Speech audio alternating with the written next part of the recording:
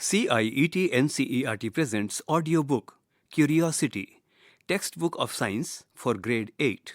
Page 152, Chapter 10, Light, Mirrors and Lenses. A QR code is given on the page to access the relevant content. On the background of the page, we have an image of a boy and a girl watching themselves in rather strange and bizarre mirrors. Probe and ponder.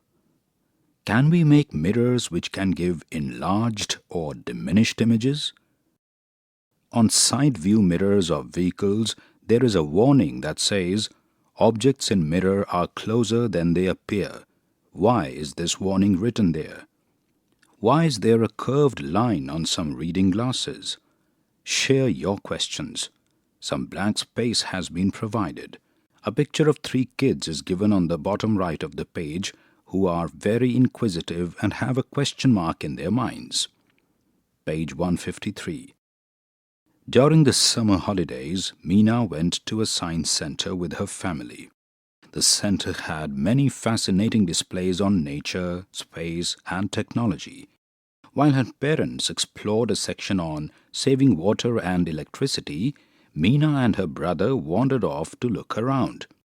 In one corner, Meena noticed a row of unusual curved mirrors. Curious, she stepped closer and looked into one. Her face appeared unusually large, while her brother, standing a little farther away, looked upside down. At another mirror, she saw a tiny version of herself. Meena was puzzled. She remembered doing activities with a mirror earlier where the image formed by the mirror was of the same size as the object and was erect. In the chapter Light, Shadows and Reflections in Curiosity Grade 7. Seeing her confusion, a guide from the service center walked up to her and smiled. "These are not plain mirrors," the guide explained. "These are spherical mirrors. When the mirror is curved inward or outward, your image looks different in them." Meena's curiosity grew and she decided to talk to her teacher about these spherical mirrors. 10.1. What are spherical mirrors? Activity 10.1. Let us explore. Take a shiny metallic spoon and hold its curved surface close to your face. Can you see your image in it? Notice the image of your face. Is it different from the image you see in a plain mirror? While observing the image, slowly move the spoon away from your face. Do you observe any change in the image? Now, flip the spoon and repeat the same steps. Did you notice that the shiny metallic spoon acted like a mirror and you could see your image in it? When you looked at the inner side of the spoon, which is curved inwards, you must have observed that the image was inverted. Figure 10.1a. When you looked at the outer side of the spoon, which bulges outwards, the image of your face was erect but smaller in size. Figure 10.1b. On the right of the page, we have figure 10.1 depicting image formed in a shiny metallic spoon from its Part A, inner curved surface, Part B, outer curved surface. Curved mirrors, like the spoon, can also be specially made. Spherical mirrors are a common type of curved mirrors which are shaped like a part of a hollow glass sphere. Mirrors whose reflecting surfaces are spherical are called spherical mirrors. Page 154. The reflecting surface of the spherical mirror may be curved inwards or outwards. A spherical mirror which has a reflecting surface that curves inwards is called a concave mirror. Figure 10.2a. Its schematic representation is depicted in Figure 10.2b. The outline of the surface of the mirror is circular. A spherical mirror which has a reflecting surface that curves outwards is called a convex mirror. Figure 10.3a. its schematic representation is depicted in Figure 10.3b. In the representation of both the mirrors, the non-reflecting surface of the mirror is depicted as shaded. We have Figure 10.2 and Figure 10.3 given here. 10.2a depicts a concave mirror and B depicts its representation. Similarly, Figure 10.3a depicts a convex mirror and Part B depicts its representation. A step further, the shape of a spherical mirror is such that it can be thought of as part of an imaginary hollow sphere. However, remember that spherical mirrors are not made by slicing a hollow glass sphere. Instead, they are created by grinding and polishing a flat glass piece into a curved surface. If a reflective coating, like a thin layer of aluminium, is applied on the outer curved surface, it forms a concave mirror. If the coating is applied on the inner curved surface, it forms a convex mirror. Here we have a diagram that depicts this entire phenomenon. One could think about an imaginary hollow sphere and a piece of the imaginary hollow sphere being taken out to form the mirror. However, we know that the concave mirror is formed when the reflecting surface is bulging inwards, and a convex mirror is formed when the reflecting surface bulges outwards. Page 155. Activity 10.2. Let us distinguish. There's a picture of a girl on the top right corner asking a question. How can we distinguish between concave and convex mirrors? Place concave and convex mirrors on a table with their reflecting surfaces facing upwards. Now, view them from the side, keeping your eye at their level to identify whether the reflecting surface is curved inwards or outwards. Figure 10.4. Figure 10.4 depicts identifying concave and convex mirrors from their side view. 10.2. What are the characteristics of images formed by spherical mirrors? Activity 10.3. Let us explore. Take a concave mirror, a convex mirror, two small wooden blocks, or something similar to place the mirrors in an upright position, and a small toy or some other object. Place the two mirrors side by side in an upright position on a table. Keep the object in front of them at a small distance, 3 to 4 centimeters away, as given in Figure 10.5a. What kind of images do you notice in each mirror? Are the images of the same size as the object? Are they erect? Do you notice lateral inversion in the images? Write down your observations in your notebook. Figure 10.5 on the right of the page depicts an object placed in front of concave and convex mirrors at A. Small distance, B. Large distance. We can observe the same toy being reflected in a concave and a convex mirror, and the resulting images formed are different. Now, slowly move the object away from the mirrors. What changes do you notice in the images in both the mirrors? Do the images become smaller or larger?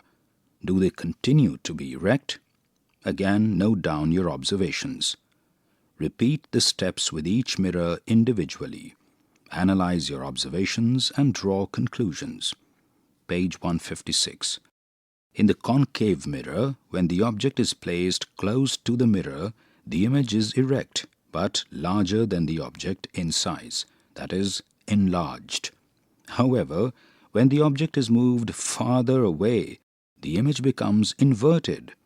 Initially, the image is enlarged in size and then keeps getting smaller. In case of a convex mirror, the image is always erect and smaller than the object, that is, diminished. However, the size of the image decreases slightly as the object is moved away from the convex mirror. This activity depicts that spherical mirrors, that is, concave and convex, behave differently from plane mirrors. A plane mirror always forms an erect image of the same size as the object. However, in the concave and convex mirrors, The size of the image changes as the distance of the object from the mirror changes. In addition, in the case of a concave mirror, the image also gets inverted when the object is taken away from the mirror. Lateral inversion of the image is seen in all three types of mirrors. Here we have an interesting conversation between a boy and a girl. The boy says, "I just got an idea. We can also identify whether a mirror is plane or concave or convex by looking at the images of an object formed in them." The girl says, "Yes, but where do we find concave and convex mirrors being used in our surroundings?" The reflectors of torches, headlights of cars and scooters are concave in shape. Figure 10.6a. Have you ever noticed a dental mirror used by a dentist for inspecting teeth? It is a concave mirror which provides an enlarged view of teeth when held close to the teeth inside the mouth. Figure 10.6b. On the left of the page we have figure 10.6 depicting use of concave mirror. Part A depicts the use as a reflector of a torch. Part B depicts its use by a dentist. A step further. Do you remember learning about the use of telescope in the chapter Beyond Earth in Curiosity Grade 6? Most modern telescopes are reflecting telescopes that use curved mirrors, with the main mirror being a large concave mirror. On the left of the page we have the picture of a young girl climbing a staircase. Observe the side view mirrors on vehicles. These mirrors are convex. They always form an erect image of the traffic behind and smaller than the actual vehicles. Also, since the convex mirror is curved outside, it provides a much wider area of the road behind. Page 157. Further, such convex mirrors are installed at road intersections or sharp bends to provide drivers from both sides the visibility of the other side and prevent collisions. Convex mirrors are also installed in big stores to monitor a large area to deter thefts. The top of the page has figure 10.7 depicting use of convex mirror as a Part A, side view mirror. Part B, road safety mirror. Part C, surveillance mirror. On the right of the page we have an image of a boy who is telling something important and asking something even more important. We have observed images formed by three types of mirrors: plane, concave and convex. But are there any laws which govern the image formation? 10.3. What are the laws of reflection? Let us now repeat an activity which we did earlier in grade 7, but this time we will extend it further. Do you remember doing the activity for observing the reflection of a beam of light from a plane mirror? Activity 10.4. Let us experiment. Collect a plane mirror with stand, a torch, a comb, a paper clip to hold the comb upright, a sheet of white paper and a strip of black paper. As you did earlier, make a thin slit by covering all openings of the comb using black paper except for one in the middle. Spread a sheet of white paper on the table. Place the plane mirror upright on it. Using the thin slit and torch, obtain a thin beam of light along the paper and adjust it to fall upon the mirror as depicted in figure 10.8a. Now, move the slit and torch slightly so that the beam of light falls at a different angle on the mirror. Figure 10.8b. Does the reflected beam of light also shift? On the bottom right of the page, figure 10.8 depicts a beam of light falling on a mirror, part A at one angle, part B at another angle. Page 158. Make the beam of light fall on the mirror at different angles and observe how the direction of the reflected beam changes. To understand this better, let us draw this on a paper step by step. But before doing that, let us learn how to represent light. We often represent light by straight lines with arrows or rays. Rays indicate the path along which light travels. Do you remember learning earlier that the light travels along a straight line? Draw a line showing the position of the plane mirror. Also, draw lines with arrows, rays, indicating the beam of light falling on the mirror and the reflected beam of light as depicted in figure 10.9a. The ray of light that falls on the mirror is called the incident ray. The ray of light that comes back from the mirror is called the reflected ray. Now, remove the mirror. From the point where the incident ray strikes the mirror, draw a line making an angle of 90 degrees to the line representing the mirror. This line is known as the normal to the reflecting surface at the point of incidence O. Figure 10.9b. The angle between the normal and the incident ray is called the angle of incidence, I. Figure 10.9c. The angle between the normal and the reflected ray is known as the angle of reflection, R. Figure 10.9c. On your drawing, measure the angle of incidence and the angle of reflection and note it in Table 10.1.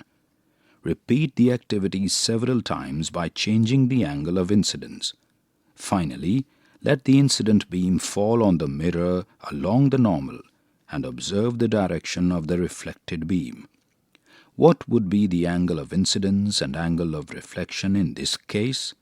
Both the angles would be 0 in this case. On the left of the page, we have figure 10.9. Part A depicts drawing incident and reflected rays. We have a plane mirror diagrammatically depicted. Part B depicts drawing the normal.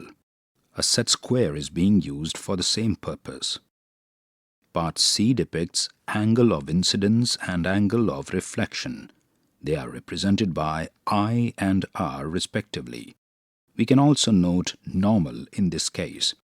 Part D depicts measuring angles. A protractor can be used for this. Table 10.1.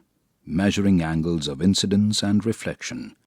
This table has 3 columns: serial number, angle of incidence I, angle of reflection R. Blank spaces have been provided for you to fill in. Do you notice that both angles in Table 10.1 are nearly equal? If done carefully, the experiment shows that the angle of incidence I is equal to the angle of reflection R. This is a law of reflection. Page 159. Activity 10.5. Let us experiment. Use the same setup as in Activity 10.4, but place a stiff sheet of chart paper flat on a table such that part of it extends beyond the edge of the table. Shine a beam of light on the mirror placed on the sheet and observe the reflected beam on the extended portion, figure 10.10a. Now bend the extended part of the sheet along the edge of the table. Do you still see the reflected beam on the extended portion? Flatten the paper again and observe. The reflected beam disappears when the sheet is bent but reappears when it is flattened again. This shows that the reflected beam lies in the same plane as that of the incident beam. Bending the sheet creates a new plane, breaking this alignment. The incident ray, the normal to the mirror at the point of incidence, and the reflected ray all lie in the same plane. This is another law of reflection. On the right of the page we have figure 10.10. Part A depicts reflected beam visible along the extended portion of paper. Part B depicts reflected beam not visible along the bent portion of paper. A step further. In the two cases, even though the directions of incident rays are different, they fall at the same point on the mirror, and thus the directions of normal are the same. However, the direction of the reflected ray is such that the incident ray, the normal at the point of incidence, and the reflected ray all lie in the same plane in both cases. This has been depicted diagrammatically in these images. On the right of the page, we have a picture of a boy climbing a staircase. Page 160. On the top left, a girl is asking a question.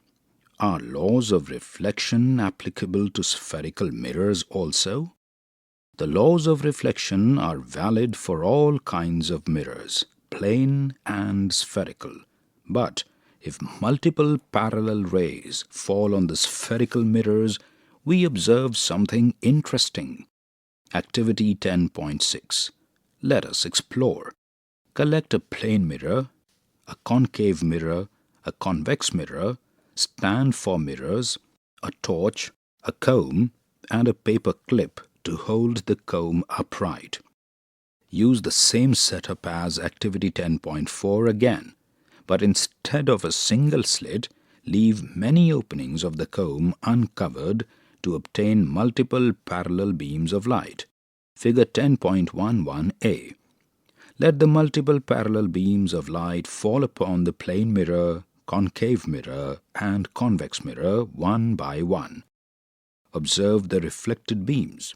Is your observation similar to what is depicted in Figure 10.11b, c, and d? When multiple parallel beams of light fall upon a plane mirror, the multiple reflected beams are also parallel. Figure 10.11b. However, when multiple beams of light fall upon a concave mirror, the multiple reflected beams get closer, that is, they converge. Figure 10.11c. Whereas in the case of a convex mirror, the multiple reflected beams spread, that is, they diverge. Figure 10.11d. In the case of spherical mirrors, even though each ray of light follows the laws of reflection, the curved surface of spherical mirrors causes the parallel beam of rays to either converge, in the case of concave, or diverge, in the case of convex, on reflection depending on the shape of the mirror. On the left of the page, we have Figure 10.11. Part A depicts multiple slits. Multiple parallel beams of light fall upon. Part B depicts plane mirror. Part C depicts concave mirror. Part D depicts convex mirror. A step further. If we draw what we observed in Activity 10.6, we get the figures like those depicted here. 3 different figures have been depicted here. They represent plane mirror, concave mirror, and convex mirror. On the left of the page, towards the bottom, there is a picture of a girl climbing a staircase. Page 161. On the top of the page, a young boy and a girl are having a conversation. The boy says, "So the concave mirror converges a light beam, while the convex mirror diverges it. This is indeed interesting." The girl says, "Since the concave mirror converges the light beam, wouldn't light get concentrated in a small area?" Activity 10.7. Let us explore. Safety first. This is an heads-up through an image of a young scientist who is making sure to protect himself using all the safety gear. Always perform this activity under the supervision of a teacher or an adult. Do not look towards the sun or into the mirror reflecting the sun.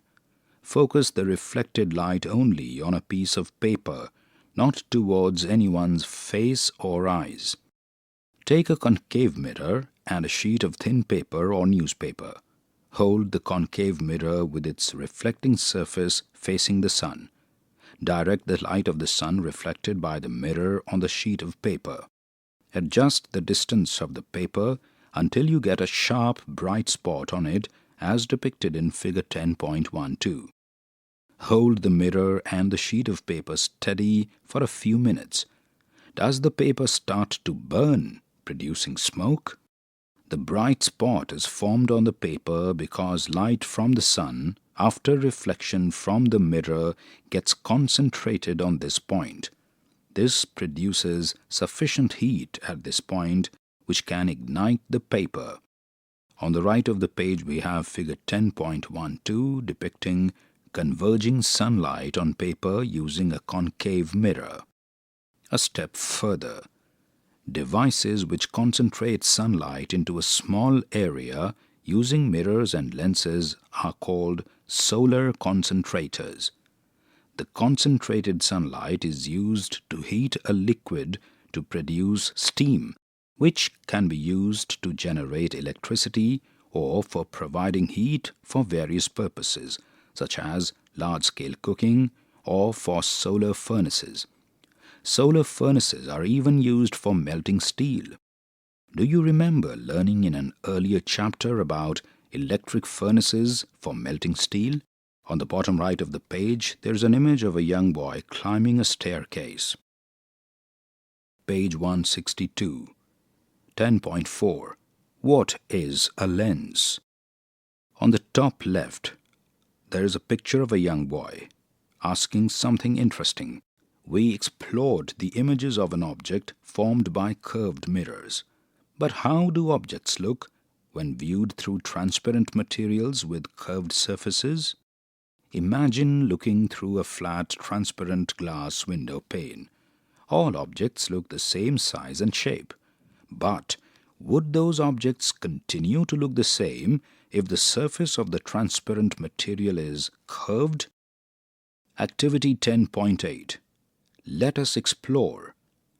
Collect a flat strip of glass or clear plastic, such as a flat scale, few drops of oil, dropper, water, and a paper or book with some text printed on it. Spread a few drops of oil on the surface of glass or plastic strip and rub it to leave a very thin coating. You can also use wax instead of oil. Using a dropper or your finger, place a small drop of water on the oiled or waxed spot. The oil or wax helps the water form a nice round drop. Examine the water drop. What is the shape of its surface? Is it flat or curved inward or curved outward? Place the paper underneath the glass or plastic strip such that the text is directly under the water drop. Refer to figure 10.13. Now, look down through the water drop at the text below. Do you find some change in the size of the letters just below the water drop? Do they appear enlarged or smaller? The surface of the water drop is curved outside. The letters under the water drop look different. They might appear larger than the letters nearby. The curved surface of the water drop made the size of the text appear different. This curved drop of water is acting like a simple lens. Have you noticed a magnifying glass as depicted in figure 10.14? It is also a lens that helps in reading small print by making the letters appear bigger. A lens is a piece of transparent material, usually made of glass or plastic, which has curved surfaces. Like mirrors, lenses can also be convex or concave. A lens which is thicker at the middle as compared to the edges is called a convex lens. Figure 10.15a. Side of the page we have figure 10.13 towards the top depicting view of text beneath the water drop. Below that we have figure 10.14 depicting a magnifying glass and its effect on the text underneath. At the bottom of the page on the left we have figure 10.15. Part A depicts a convex lens, Part B its representation. Page 163. A lens which is thicker at the edges as compared to the middle is called a concave lens. Figure 10.16b. Unlike mirrors, lenses allow light to pass through them, and we see things through a lens rather than in a lens. On the top right of the page, Figure 10.16a depicts a concave lens, B its representation. Below that, we have the picture of a girl asking a question. What changes can be seen in the objects when viewed through lenses? Activity 10.9. Let us experiment. Collect a convex lens, a concave lens, a lens holder, and a small object. Take the convex lens and place it upright using its holder. Place the object behind the convex lens. It may also be placed on something to bring it up to the level of the lens. Look at the object through the lens from the other side of the lens. Figure 10.17a, and note your observations in your notebook. Now, slowly move the object farther from the lens and keep observing how the image changes. How does the distance of the object from the convex lens affect how it looks? Now, repeat the steps using a concave lens. Analyze your observations recorded in your notebook and compare the images you observed through both lenses. What conclusions do you draw? When an object is placed behind a convex lens at a small distance from it and seen through the lens, the object appears erect and enlarged in size. As the distance between the object and the convex lens increases, the object appears inverted. It is initially enlarged in size and then diminishes in size. An object placed behind a concave lens and seen through the lens always appears erect and diminished in size. Its size changes as its distance from the lens increases. On the right of the page, we have figure 10.17 depicting an object as seen through a Part A. Convex lens placed at small distance. B. Convex lens placed at large distance. C. Concave lens. At the bottom of the page, the picture of a young boy asks an important question. Do lenses also converge or diverge the light beam? Page 164. Activity 10.10. Let us investigate. Collect a thin transparent glass plate, a convex lens, a concave lens, a torch, and a comb to obtain multiple parallel beams of light, a paper clip to hold the comb upright, 2 identical books, and sheets of white paper. Using 2 books placed adjacent to each other, fix the glass plate or lens upright in between them as depicted in figure 10.18. Spread paper sheets on both books.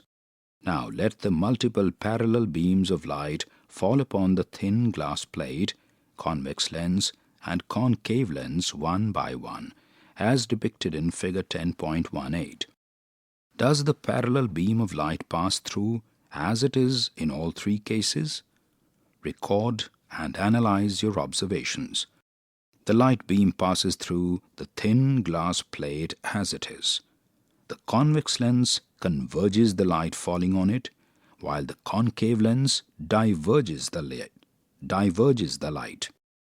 A convex lens is also called a converging lens, while a concave lens is called a diverging lens. Figure 10.18 below.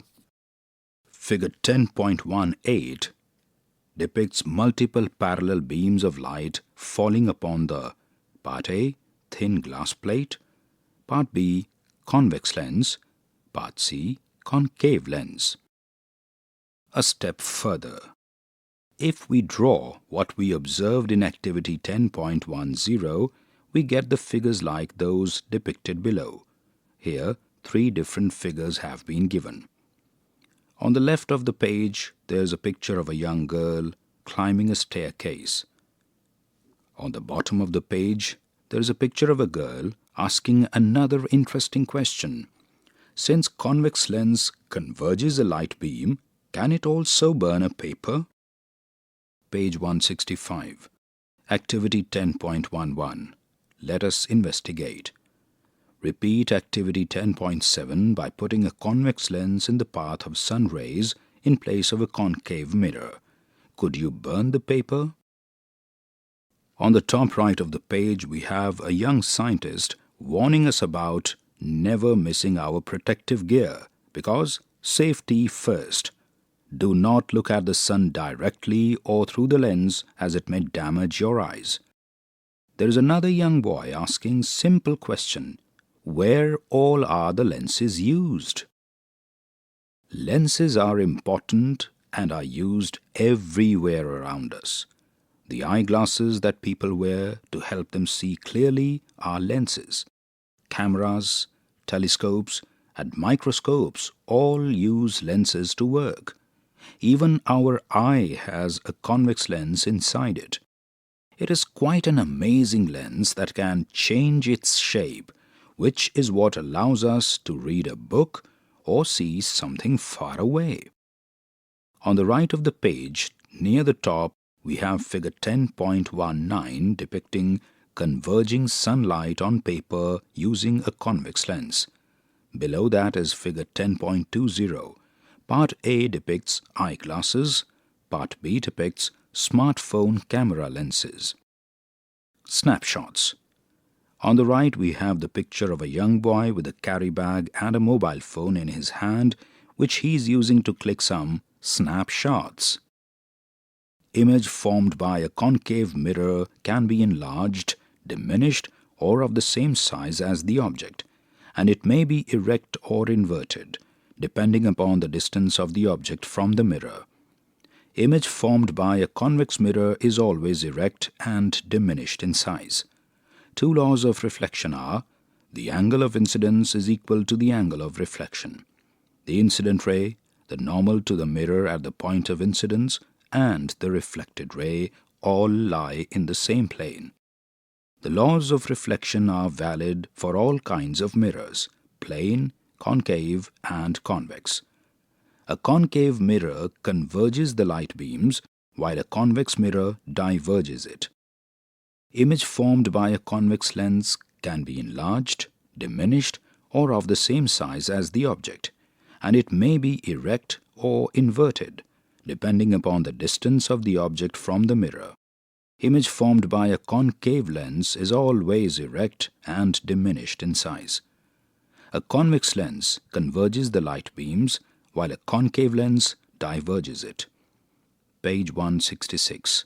Keep the curiosity alive. 1. A light ray is incident on a mirror and gets reflected by it. Figure 10.21. The angle made by the incident ray with the normal to the mirror is 40 degrees. What is the angle made by the reflected ray with the mirror? 1. 40 degrees. 2. 50 degrees. 3. 45 degrees. 4. 60 degrees. Figure 10.21 on the left depicts the mirror, the angle of incidence, and the angle of reflection. 2. Figure 10.22 depicts three different situations where a light ray falls on a mirror. 1. The light ray falls along the normal. 2. The mirror is tilted, but the light ray still falls along the normal to the tilted surface. 3. The mirror is tilted and the light ray falls at an angle of 20 degrees from the normal. Draw the reflected ray in each case. Use a ruler and protractor for accurate drawing. What is the angle of reflection in each case? Figure 10.22 has Part A, Part B, and Part C represented diagrammatically here. 3. In Figure 10.23, the cap of a sketch pen is placed in front of three types of mirrors. Match each image with the correct mirror. Here we have Figure 10.23. Three different images are given as explained. There is a table with two columns. Column 1 image, column 2 mirror. 1. Plane mirror. 2. Convex mirror. 3. Concave mirror. Page 167. 4. In Figure 10.24, the cap of a sketch pen is placed behind a convex lens, a concave lens, and a flat transparent glass piece, all at the same distance. Match each image with the correct type of lens or glass. Image, lens or glass type. 1. Flat transparent glass piece. 2. Convex lens. 3. concave lens. Figure 10.24 on the top right corner has three different images as explained. An object is being viewed behind a convex lens, a concave lens, and a flat transparent glass piece. 5. When the light is incident along the normal on the mirror, which of the following statements is true? 1. Angle of incidence is 90 degrees. 2. Angle of incidence is 0 degree. 3. Angle of reflection is 90 degrees. 4. No reflection of light takes place in this case. 6. Three mirrors, plane, concave, and convex, are placed in figure 10.25. On the basis of the images of the graph sheet formed in the mirrors, identify the mirrors and write their names above the mirrors. Figure 10.25 depicts three mirrors, plane, concave, and convex. The respective images are being formed in the mirrors. 7. In a museum, a woman walks towards a large convex mirror. Figure 10.26. She will see that 1. Her erect image keeps decreasing in size. 2. Her inverted image keeps decreasing in size. 3. Her inverted image keeps increasing in size and eventually it becomes erect and magnified. 4. Her erect image keeps increasing in size. On the right of the page we have figure 10.26 depicting a woman walking towards a large convex mirror. 8. Hold a magnifying glass over text and identify the distance where you can see the text bigger than they are written. Now move it away from the text. What do you notice? Which type of lens is a magnifying glass? Page 168. 9. Match the entries in column 1 with those in column 2. Column 1. 1. Concave mirror. 2. Convex mirror. 3. Convex lens. 4. Concave lens. Column 2. A. Spherical mirror with a reflecting surface that curves inwards. B. It forms an image which is always erect and diminished in size. C.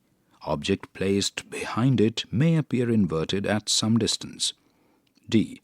Object placed behind it always appears diminished in size. 10. The following question is based on assertion reason. Assertion. Convex mirrors are preferred for observing the traffic behind us. Reason. Convex mirrors provide a significantly larger view area than plane mirrors. Choose the correct option. 1.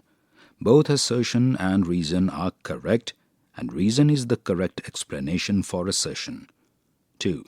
Both assertion and reason are correct but reason is not the correct explanation for assertion. 3. Assertion is correct but reason is incorrect.